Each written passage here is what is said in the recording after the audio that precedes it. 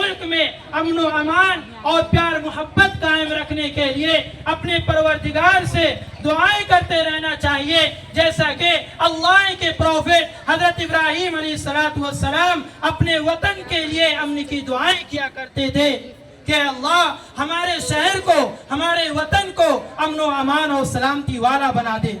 لہذا اپنے ملک کے لیے، اپنے ملک میں امن و امان اور سلامتی کے لیے دعا کرنا ملک سے محبت کی علامت ہے، اور ملک سے محبت کرنا اور اس سے لگاؤ رکھنا پیارے آقا جناب محمد رسول اللہ صلی اللہ علیہ وسلم کی سنت ہے۔ الشیطان الرجیم، بسم اللہ الرحمن الرحیم۔ وَإِذْ قَالَ إِبْرَاهِيمُ رَبِّ اجْعَلْ هَذَا بَلَدًا آمِنًا۔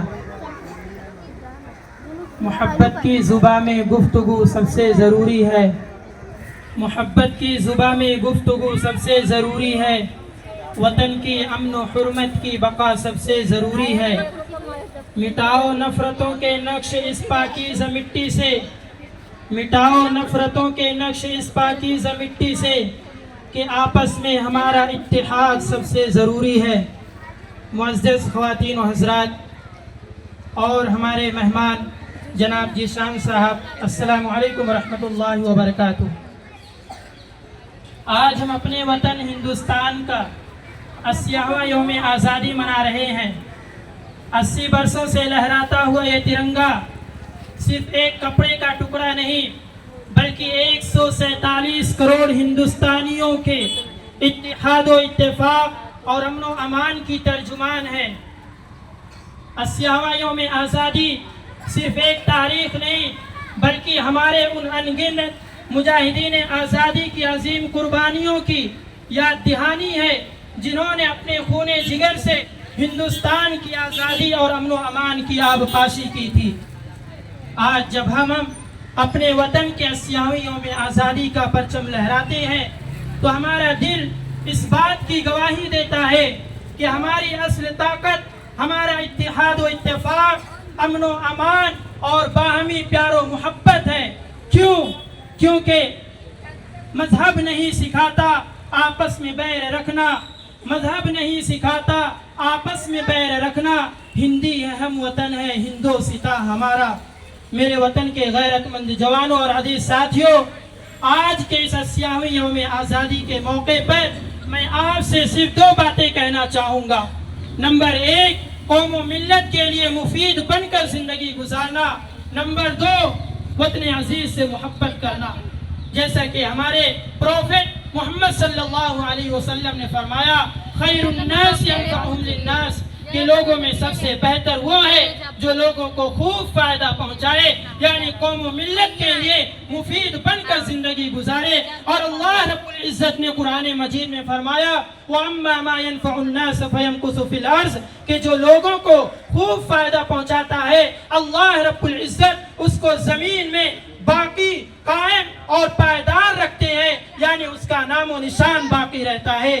لہذا ہمیں دوسروں کے لیے مفید بن کر زندگی گزارنے کے ساتھ ساتھ اپنے ملک میں امن و امان اور پیار محبت قائم رکھنے کے لیے اپنے پروردگار سے دعائیں کرتے رہنا چاہیے، جیسا کہ اللہ کے پروفٹ حضرت ابراہیم علیہ السلام اپنے وطن کے لیے امن کی دعائیں کیا کرتے تھے کہ اللہ ہمارے شہر کو، ہمارے وطن کو امن و امان اور سلامتی والا بنا دے۔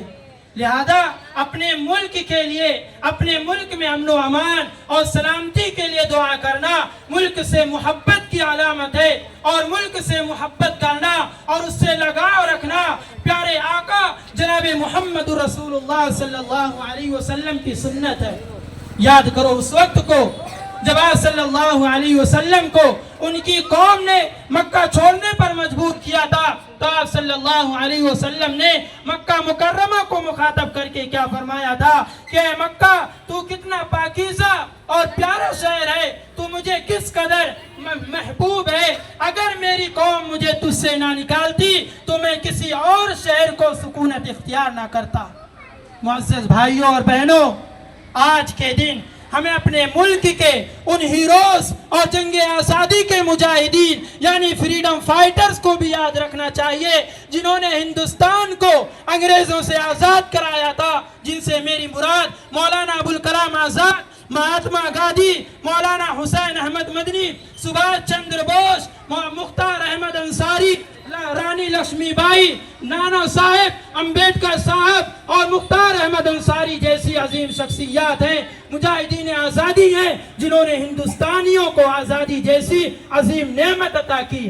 لہذا اے لوگوں، آزادی ایک عظیم نعمت ہے، اس کی حفاظت کی ذمہ داری ہم سب کا پہلا اور اخلاقی فریضہ ہے۔ آئیے ہم سب اس اسیامی یوم آزادی کے موقع پر مل کر یہ عہد اور عزم کریں کہ اپنے ملک ہندوستان میں امن و امان، پیار محبت اور بھائی چارے کو فروغ دیں گے اور تعصب و نفرت کو مٹا کر، تعصب و نفرت کا نام و نشان مٹا کر رکھ دیں گے۔